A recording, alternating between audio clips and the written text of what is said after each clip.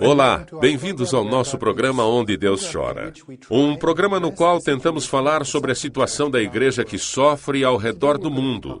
Hoje falaremos sobre Ruanda, um país que tem tentado mudar a sua imagem, associada ao genocídio em 1994, em que mais de 800 mil pessoas foram mortas, dentro de um intervalo de 100 dias. Hoje, Ruanda está com uma aparência melhor. O governo tem expressado estabilidade, o turismo está expandindo e o crescimento econômico nos últimos 5 anos tem sido mais de 5%. Mas os fantasmas ainda assombram Ruanda. Para nos contar mais, é um grande privilégio meu receber o Sr. Pietro Mariano Beni, um advogado, jornalista e o diretor atual da agência de imprensa católica chamada MISNA, aqui em Roma. Sr. Beni, obrigado por estar aqui conosco hoje. Obrigado por me convidarem.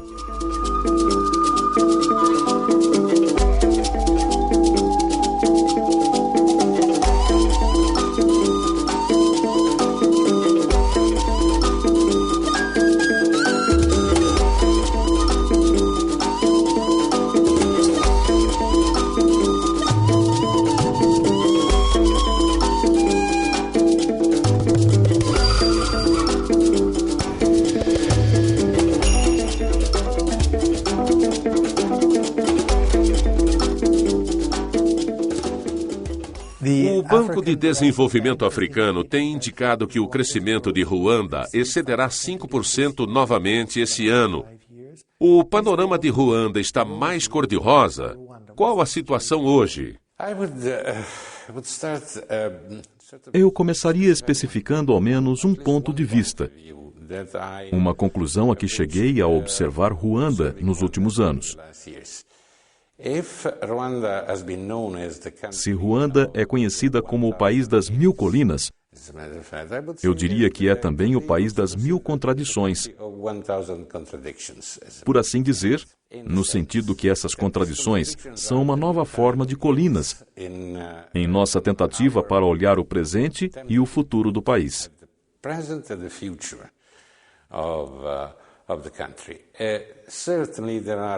Certamente encontramos boas colinas cor-de-rosa que começaram, ao menos, a adquirir um certo tipo de consistência, por volta de 2007, quando talvez a mídia ocidental, mas não só ela, começou a falar sobre o Ruanda como a nova Suíça da África.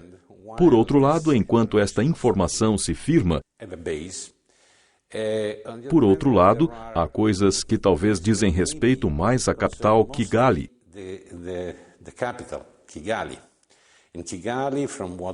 Em Kigali, pelo que tivemos informações recentes, temos jardins, novas estratégias de planejamento que começaram também por causa da periferia.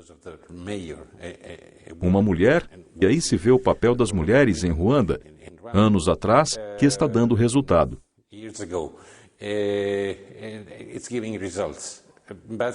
Mas de outro ponto de vista, na área rural de Ruanda, provavelmente a situação não é assim tão cor-de-rosa, e teremos a chance nesta entrevista de examinar isso, considerando o número de órfãos, o número de pessoas que ainda passam fome diariamente, e outras contradições que dizem respeito à maneira como o pós-genocídio foi administrado. Quero vir a esta pergunta. O genocídio de 1994, no qual 800 mil pessoas foram mortas. Eu imagino que ainda há um peso que oprime o país. O senhor concorda? E como o senhor descreveria esse peso que ainda traz uma sombra sobre tudo em Ruanda? Não querendo ser desagradável, eu gostaria de especificar que dos diferentes censos que temos consultado e da carta oficial que está disponível para todos, o número de pessoas mortas naquele genocídio oscila de 550 mil a mais de 1 milhão. Um dado oficial do governo de Ruanda traz um total de 900.213. Algo assim, não lembro exatamente os números, mas é mais ou menos isso, mais de 900 mil. Portanto, há até esta falta de acordo, e isto faz parte da contradição. Há uma falta de acordo no número real de pessoas que foram mortas no genocídio. Mas será que é o número de pessoas que foram mortas que conta? Provavelmente isso é apenas um detalhe. É algo que, obviamente, deve ser acertado. Mas, por outro lado, algo feio, terrível aconteceu ali em 1994. E eu tenho testemunhas de primeira mão que estavam lá e que me contaram, naquela época, o que aconteceu lá. Portanto, as sombras são certamente grandes.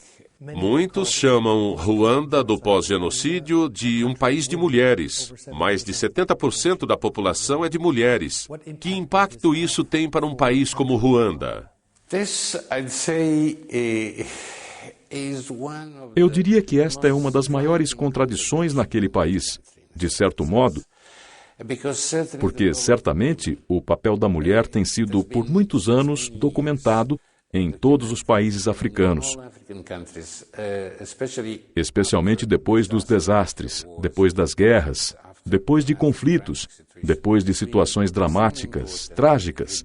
Foi extremamente importante na reconstrução do país. Pelo que diz respeito a Ruanda, há muito mais que isso, de fato. O parlamento de Ruanda é o primeiro no mundo a ter a maioria mulheres. Nas últimas eleições, se me lembro bem, a porcentagem da votação foi de 56% a 57% para as candidatas mulheres. Portanto, é um total sucesso para as mulheres. Porém, onde está a contradição? A contradição é também que o país tem algo de mais de 1.200.000 órfãos. Órfãos? E se formos para a zona rural, provavelmente descobrimos que 88% desses órfãos estão na zona rural. E eles têm uma vida muito dura. Juntando tudo de novo, voltando às 1000 contradições, juntando tudo, um país praticamente governado por mulheres. Bem, governado por mulheres é um exagero, porque o número de homens não é zero, não se pode negar. Mas como se junta isso e um país de órfãos? Quero dizer, é muito difícil para mim compreender, e nenhuma de minhas irmãs foi capaz de me dizer se há uma conexão positiva para o futuro entre essa maioria de mulheres liderando em tantas iniciativas diferentes. Parece mais que são mulheres mais da política ou dos negócios, ao invés de mães. E isso me deixa um pouco desconfortável quando o vejo. Faremos um curto intervalo e agora iremos assistir um noticiário sobre a situação das mulheres e dos órfãos em Ruanda.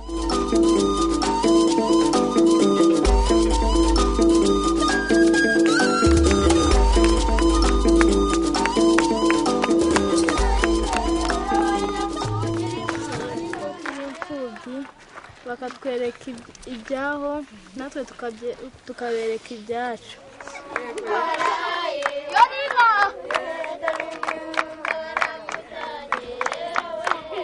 Kubaho mu buzima bwiza niga nta kintu kimbangamira na kimwe. Nikuza kwiga nkamenya kandi no gukunda kuzaba umukuru w'igihugu. Durante séculos, o tecido familiar ruandês foi muito forte. No entanto, em 1994, esse tecido foi brutalmente rasgado pelo genocídio e banho de sangue. A função de remendar esse tecido e cuidar das crianças órfãs fica essencialmente a cargo das mulheres. Na realidade, muitos designaram o Ruanda do pós-guerra como um país de mulheres. 70% da população é mulher, e desse percentual, aproximadamente 1/7 das habitantes de Ruanda são viúvas.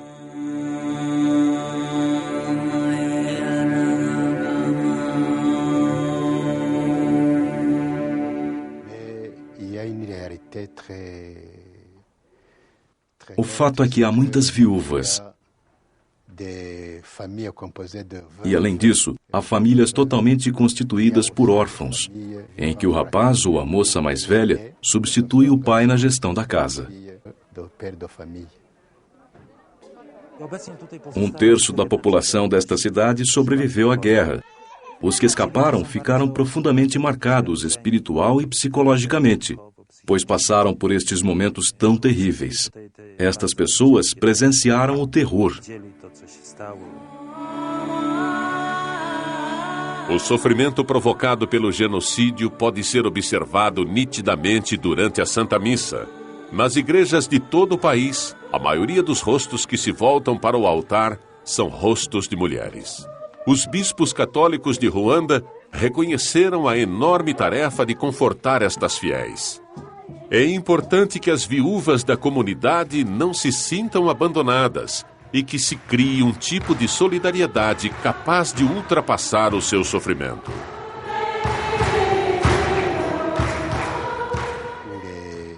Pretendemos que as viúvas encontrem o seu próprio lugar no serviço pastoral da igreja, na respectiva comunidade.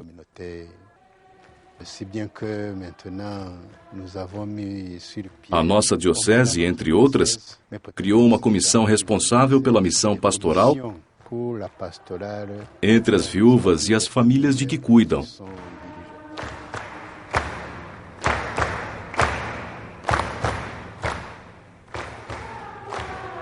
Na paróquia de Byumba, existem mais de 500 famílias organizadas e orientadas por viúvas.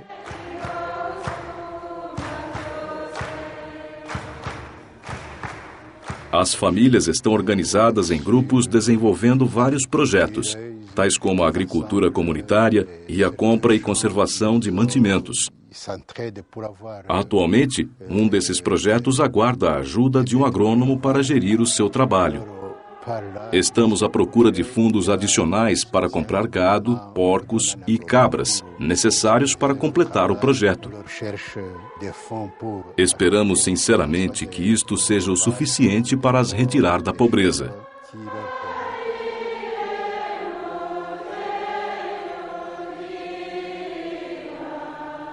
Os elementos da nossa organização de mulheres possuem diversas histórias. Algumas de nós perderam seus maridos por morte natural, enquanto que outras enviuvaram durante a guerra de 94. Temos filhas com crianças e que nunca casaram. O destino marcou-as profundamente, motivo pelo qual se mantiveram nas casas dos seus pais. Algumas mulheres têm os maridos na prisão. Queríamos abandonar o nosso isolamento e juntar-nos. Conseguimos obter resultados positivos. Esta associação é majoritariamente constituída por mulheres que enviuvaram em diversas circunstâncias. Estas mulheres se juntaram a exemplo do Instituto de São Bonifácio, evitando que ficassem isoladas nas respectivas famílias. Não só escutam a palavra de Deus e oram juntas, como também trabalham e aprendem conjuntamente vários ofícios, tais como a costura. Nossa missão pastoral não é fácil. Existem viúvas com e sem crianças. Apesar disso, são solidárias entre si, graças ao fato de se reunirem frequentemente. Elas se encontram nas aldeias para celebrar ocasiões festivas ou quando alguma de entre elas se separa com situações complexas, como, por exemplo, doença ou morte na família. Um outro grande desafio com que Ruanda se depara atualmente está relacionado com a população maciça de órfãos. É preciso encontrar uma forma de cuidar deles. De acordo com o escritório da Unicef em Ruanda, existe mais de 1 milhão de órfãos no país. Desde o genocídio, tornou-se habitual ver crianças mais velhas educando os seus irmãos mais novos. Os orfanatos existentes possuem poucos recursos. A tarefa de ajudar os órfãos de Ruanda foi essencialmente delegada para as igrejas locais e seus membros. Após o genocídio, nós, enquanto mães, especialmente enquanto católicas, sentimos que deveríamos ajudar estes órfãos que nos rodeiam e que existem em tão grande número. Inicialmente, pretendíamos adotar uma criança por família, o que foi feito por cada mãe. Logo depois, constatamos que apenas 30 das mães teriam condições de adotar uma criança, sendo que havia mais de 200 órfãos nestas montanhas. Criamos uma associação e, embora não podendo adotar uma criança, juntas podíamos ajudá-las o máximo possível através da associação.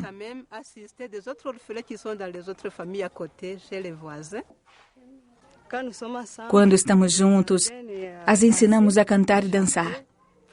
Não queremos que se sintam tristes.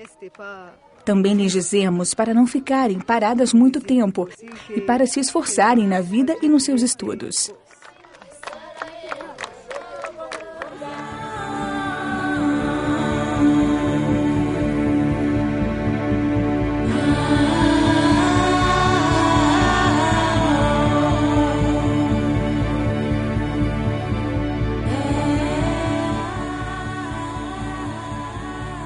Bem-vindo de volta, senhoras e senhores, ao nosso programa. Estamos aqui com o Sr. Pietro Mariano Beni, o diretor de MISNA, uma agência de imprensa missionária católica aqui em Roma.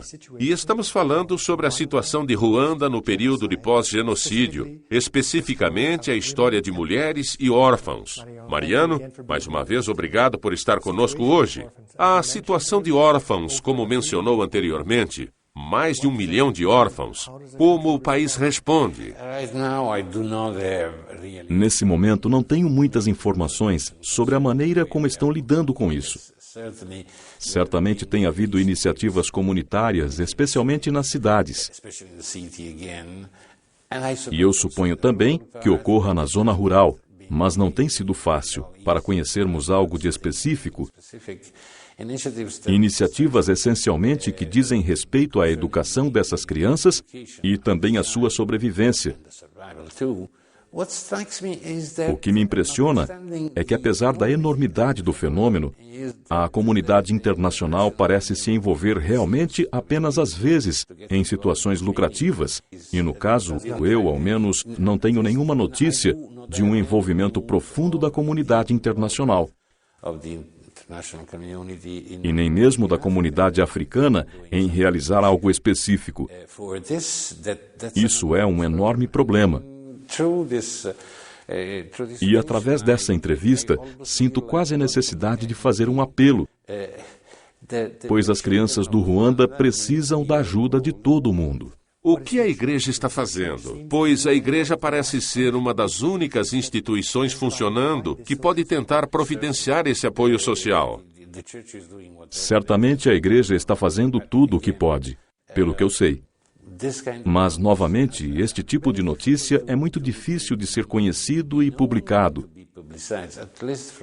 Ao menos, pelo que coletamos, estamos sempre mais do que querendo dar todas as boas notícias sobre o sul do mundo, especificamente da África. Não é por acaso que tem um broche da África aqui. Mas não é fácil montar as notícias. Talvez depois desta entrevista, alguém apareça e diga: nós estamos fazendo isso. Ei, por que vocês não vêm falar sobre o nosso trabalho? Exatamente.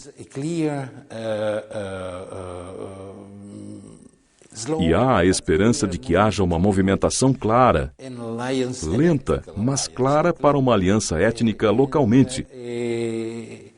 Em uma aliança baseada, talvez, principalmente em religião. Exatamente o contrário do que o choque de religiões causou, mas isso foi a instrumentação da religião como causa da divisão. Quero dizer, espero que isso seja uma tendência ali e em outros lugares.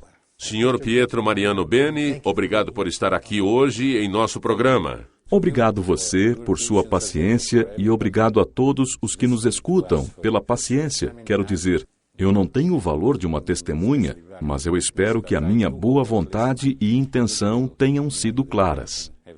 Foi muito clara, e as informações também. Obrigado. E obrigado a vocês, senhoras e senhores, por estarem conosco em nosso programa. Se desejarem ter mais informações sobre a situação da igreja em Ruanda, deem uma olhada na informação ao final desse programa. E os esperamos novamente semana que vem. Até lá.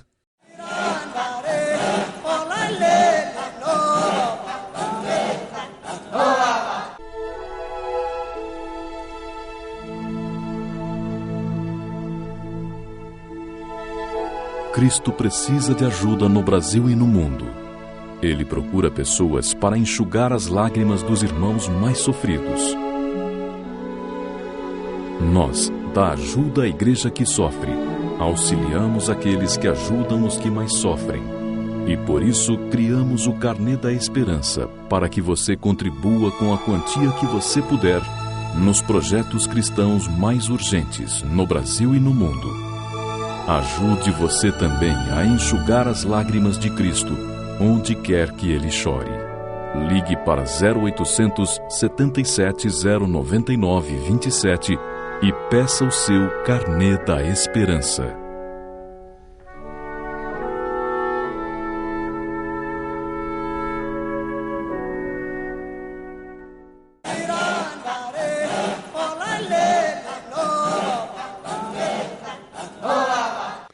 Impressionante a situação desse país. Eu nunca tinha ouvido falar da existência de um país onde cerca de 70% da população é constituída por mulheres.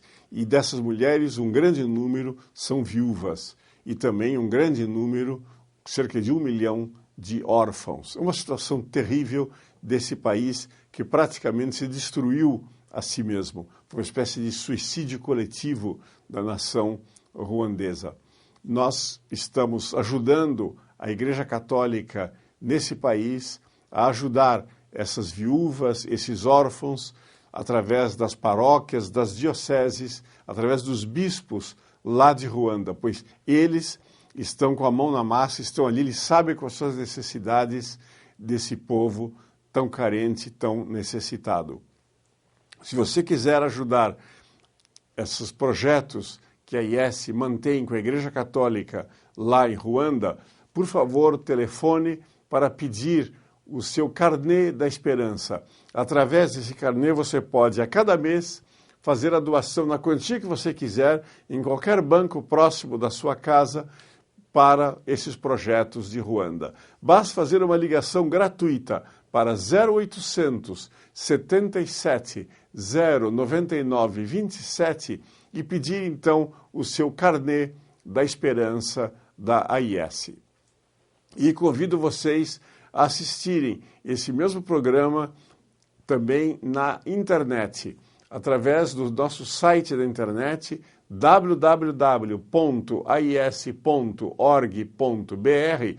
Lá você clica em Web TV e você terá esse programa e outros programas muito interessantes que a IS vem produzindo sobre a atuação heróica da Igreja Católica nos países mais difíceis, mais pobres, mais carentes do mundo.